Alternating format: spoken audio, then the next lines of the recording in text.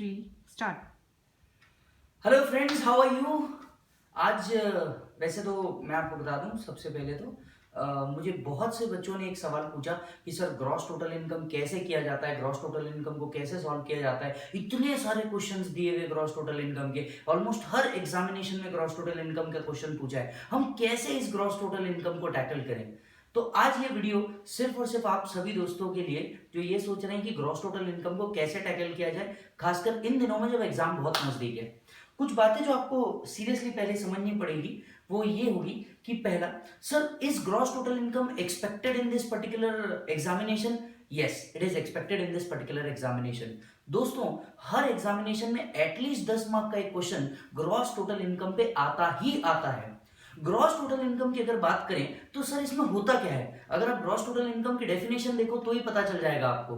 Income of all 5 heads including set of clubbing, deductions and gross total income में सिर्फ gross total income competition नहीं होता, कई बार ये टोटल इनकम कंपटीशन भी होता है। तो इट इज ऑलवेज एक्सपेक्टेड कि आप सबसे पहले ये देखें कि क्वेश्चन में पूछा क्या है। अगर क्वेश्चन में सिर्फ ग्रॉस टोटल इनकम पूछा होगा तो आपको डिडक्शंस कैलकुलेट नहीं करने हैं। अगर क्वेश्चन में टोटल इनकम पूछा होगा तो आपको gross total income plus deductions भी कैलकुलेट करने हैं। तो अगर हम बात करें क्या ये एक्सपेक्टेड क्वेश्चन है, यस। सर कितने मार्क्स को ये क्वेश्चन आ सकता है, 10 मार्क। जी हाँ, क्वेश्चन नंबर 1 जो एक कंपलसरी क्वेश्चन होता है उसके अंदर 10 मार्क का एक ग्रॉस टोटल इनकम का क्वेश्चन होता ही होता है। और मैं आपको बता दूं, हर बार सबसे पहले जब भी ये क्वेश्चन आए तो बच्चों सबसे इंपॉर्टेंटली आप पहले ये देखें कि ये इनकम ग्रॉस टोटल इनकम का है या टोटल इनकम का।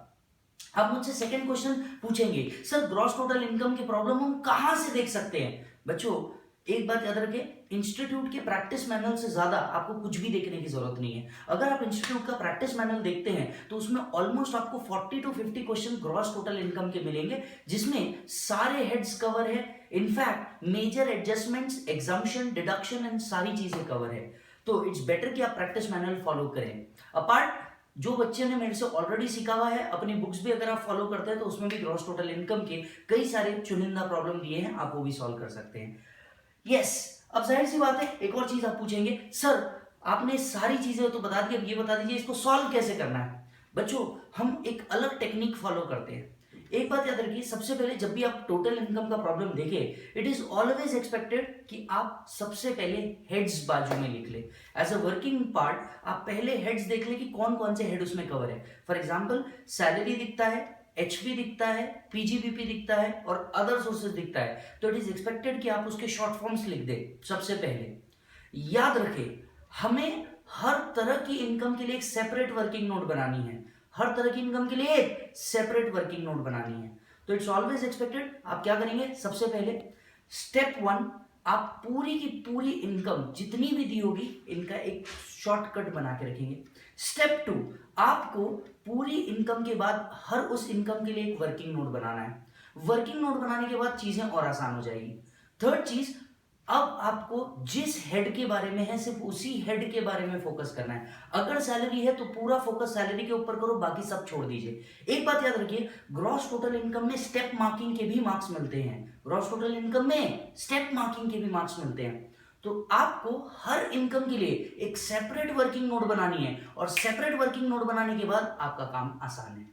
सेपरेट वर्किंग नोट के अलावा आपको 2 चीजें बहुत अच्छे से करनी होगी ग्रॉस टोटल इनकम को समझने के लिए। पहला चैप्टर एग्जम्पशन, दूसरा है डिडक्शन। ये 2 चैप्टर को ईमानदारी से पढ़ना होगा और तीसरा है सेट ऑफ। क्योंकि ज्यादातर जितने भी प्रॉब्लम्स है, अगर आप 2004 से 2016 तक के प्रॉब्लम देखें तो उनमें कहीं ना कहीं ये तीनों चीजें ग्रॉस टोटल इनकम में आती ही आती है, स्पेसिफिकली जहां अमेंडमेंट हो। तो आप स्टेप 1 पहले इनकम क्लासिफाई कर दें, स्टेप 2 हर इनकम के लिए एक सेपरेट वर्किंग नोट बना दें, स्टेप 3 डिडक्शंस का भी एक सेपरेट वर्किंग नोट बनाएं, स्टेप 4 अब आप कंप्यूटेशन ऑफ इनकम फॉलो करें पूरे के पूरे हेड्स का फाइनल आंसर निकालने के बाद। आपको हमेशा बस एक बात ध्यान रखनी है, even if problem is lengthy but problem will be easy अगर आप इसे एक एक हेड वाइज क्वेश्चन अज्यूम करें तो। ओके, सो सर इसके अलावा क्या वर्किंग नोट हमें बनानी है? जी हाँ, वर्किंग नोट बहुत बहुत मैंडेटरी है। एक बात याद रखिए, एग्जामिनर को ये नहीं पता है कि आपके पास नॉलेज कितना है। आपका नॉलेज तभी पता चल पाएगा जब आप वर्किंग नोट के थ्रू उसे एक्सप्लेन करेंगे।